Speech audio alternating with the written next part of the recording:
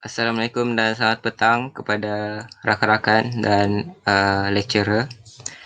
Pada petang ini saya akan membentangkan tentang tajuk kami, kesan rasism dalam kehidupan masyarakat. Okey, sebelum kita mula saya ingin memperkenalkan ahli kumpulan saya. Saya ialah Muhammad Syarul Nizam Ruslan, boleh panggil saya Syarul. Lepas tu nombor 2 Muhammad Irfan, boleh panggil Irfan. Nur Sabrina, boleh panggil Sabrina. Nur Syahira, boleh panggil Syera, dan Wan Nurfatin Syakira, boleh panggil Ten. Okey. Definisi racism. Okey, racism bermaksud pandangan pemikiran atau kepercayaan negatif sesuatu kelompok sosial atau para anggotanya berdasarkan ras semata-mata. Merupakan perbuatan membanding bezakan seseorang individu atau kelompok etnik lain berdasarkan ciri-ciri etnik semata-mata. Biasanya ditunjukkan secara terbuka atau dari bentuk ekspresi verbal, penghindaran, pemulauan, kekerasan fizikal dan juga pembunuhan. Okey. Sejarah latar belakang ideologi rasism. Okay, sejarah rasism ini bermula daripada perbezaan ras, iaitu 4 warna. Ada 4 warna, iaitu hitam, putih, kuning dan merah yang menunjukkan warna-warna kulit. Charles Darwin adalah seorang yang memperkenalkan ras ini yang mengacu kepada ciri-ciri biologi dan fizik manusia. Ia juga telah ditulis dalam buku Ethnicity, Racism dan Racism oleh Spurley. Asal-usul ini muncul sekitar tahun 16,000 tahun yang lalu, iaitu ketika Francois Bernier mengemukakan gagasan untuk perbezaan manusia mengikut kategori warna kulit dan bentuk muka. Ideologi rasism ini menyokong dan membenarkan pembinaan empayar kolonial Eropah dan juga imperialism Amerika Syarikat daripada pengambilan tanah serta sumber yang tidak adil. Portugis mengambil masyarakat Afrika untuk jadikan budak di luar wilayah pada pertengahan abad 15 dan ini membawa kepada awal proses konstruksi sosial ras kulit putih dan ras kulit hitam. Terdapat beberapa bentuk perkauman pada masa ini, antaranya adalah wanita yang berkulit hitam adalah seks bebas dan lelaki berkulit hitam membawa kepada kekejaman. Okey, teori-teori yang berkaitan dengan racism. Okey, yang pertama ialah stereotype. Stereotype ialah kenyataan umum yang negatif terhadap sesuatu etnik. Okey. Contohnya, orang Belanda bersikap kedekut. Itulah salah satu contoh daripada racism. Okey. Kedua, diskriminasi. Diskriminasi ialah perbuatan membanding bezakan seseorang individu atau sesuatu kelompok berdasarkan ciri-ciri etnik semata-mata. Okey. Selain daripada diskriminasi, semangat asabiah juga sedikit berkait dengan racism. Okey, kenapa? Semangat asabiah ni berasal daripada perkataan Arab asabah, iaitu ikatan. Yes, biasanya membawa kepada perkara yang baik, tetapi jika dilihat dari sudut negatif, apa yang menyebabkan rasism adalah apabila kesertaan ahli sesuatu kelompok melampaui batasan dan tidak bersandarkan kebenaran, iaitu kelompok tersebut meyakini bahawa kelompok mereka lebih unggul dari ras lain.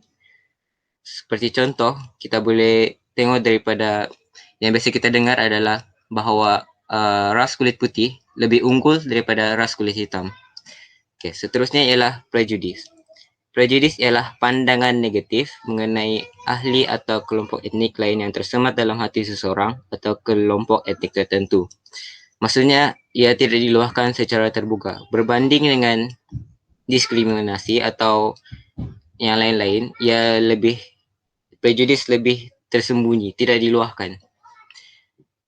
Seterusnya ialah Orientalism.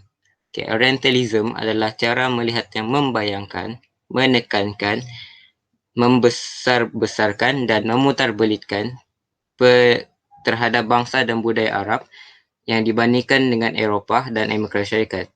Ia sering melibatkan dengan budaya Arab yang dianggap sebagai eksotik mundur, tidak beradab dan kadang-kadang berbahaya. Okay, dan teori berkaitan yang terakhir ialah xenofobia. Xenofobia ini adalah perasaan sangat takut atau benci seseorang terhadap orang asing atau luar negara. Maksudnya orang ni tidak akan suka kepada orang luar atau negara luar. Jadi itulah contoh-contoh atau teori-teori yang berkaitan dengan rasisme. Okay. Terdapat banyak impak terhadap kehidupan rasisme terhadap kehidupan masyarakat. Dari segi politik mengikut kaum ini lebih menjurus untuk mempertahankan dan memperjuangkan hak untuk kaum masing-masing. Walaupun terdapat juga politik bukan berasaskan perkauman, tetapi dilihat kepada masyarakat berbilang kaum. Mereka lebih cenderung untuk mengekalkan identiti masing-masing serta mempertahankan nilai dan idea yang berbeza di antara kelompok masyarakat. Seterusnya ialah wujudnya salah faham dan buruk pandangan terhadap kaum-kaum lain kerana wujudnya sikap perkauman. Sikap perkauman ini akan memecah belahkan kaum, bukan saja memberi kesan dalam jangka masa yang pendek, namun turut memberi kesan dalam jangka masa yang panjang. Seterusnya ialah impact rasisme terhadap negara kita ialah sudah pasti ialah akan mencemarkan nama baik dan akan mencotek arang terhadap imej dan integriti negara sebagai negara yang berdaulat dan mengamalkan prinsip demokrasi. Dan impak ekonomi adalah aktiviti ekonomi tidak dapat berjalan dengan lancar dan juga mungkin akan berhenti dengan serta-merta. Okay, sebagai contoh, apa yang biasa kita dengar di Malaysia adalah dari segi politik dan ekonomi, apa yang kita selalu dengar pasal rasisme ialah orang biasanya beranggapan bahawa ekonomi biasanya dipegang oleh kaum Cina dan politik dipegang oleh kaum Melayu.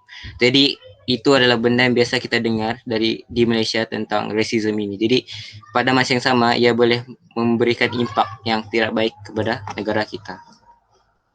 Okay, seterusnya ialah contoh kajian rasisme. Malaysia merupakan negara dengan populasinya yang berbilang kaum tidak dapat elak daripada cabaran menangani isu perkauman perkauman. Insiden 13 Mei 1969 setakat ini merupakan kemuncak kepada masalah kritikal isu perkauman yang melanda negara.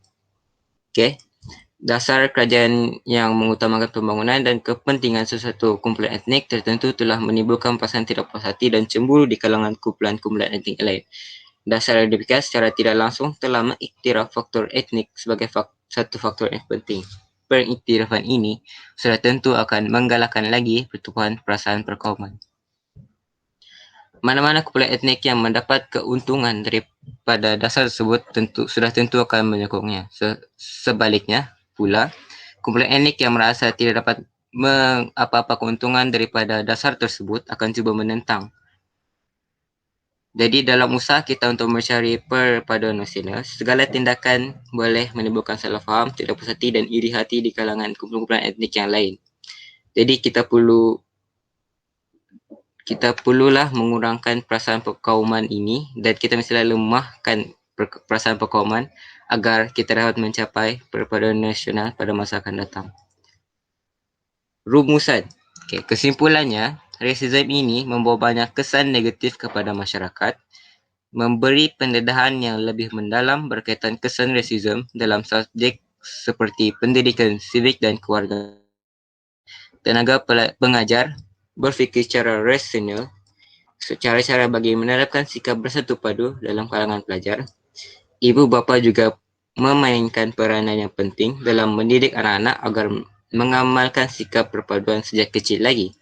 Media massa harus dijadikan medium untuk menyebarkan isu perpaduan dan keburukan rasisme terhadap masyarakat. Sistem pendidikan perlu banyak menerapkan nilai perpaduan di sekolah. Okay. Soal selidik Google Form kami. Yang pertama ialah, pada pendapat anda, perpaduan kaum pada masa kini lebih kuat berbanding dengan masa lalu. Adakah anda setuju? And then politik dan dasar kerajaan memainkan peranan penting dalam memelihara perpaduan kaum dan nasional. Sikap penting diri dan kaum menyebabkan prinsip demokrasi negara akan terjejas. 4. Kewujudan rasisme membawa kepada perpaduan masyarakat. Setuju atau tidak? Peristiwa 13 Mei 1969 berlaku menyebabkan keadaan amat tidak terkawal dan pentempuran antara kaum berlaku akibat suasana tegang. Menyadari masyarakat berbilang kaum di Malaysia tidak mempunyai satu hal yang jelas, maka kerajaan telah memperkenalkan rukun negara untuk memberi garis panduan yang lebih jelas kepada masyarakat berbilang kaum di Malaysia. Perbezaan darjat adalah mengikut warna kulit, kaum, agama dan bangsa. Pernahkah anda dibuli, dihina di pulau disebabkan warna kulit, pasal bercakap kaum dan agama yang berbeza? Kebanyakan dari kita pernah mendengar tentang rasisme, tetapi adakah anda setuju bahawa kesedaran rasisme mestilah dididik dari kecil lagi? Media massa mampu menjadi medium untuk menyebarkan kesan bagi rasisme dengan lebih efisien. Dan yang terakhir adalah sikap rasisme bukanlah diwarisi, namun dipelajari oleh individu. Sekian sahaja daripada saya. Terima kasih kerana sudi mendengar pembentangan kami. Sekian, terima kasih.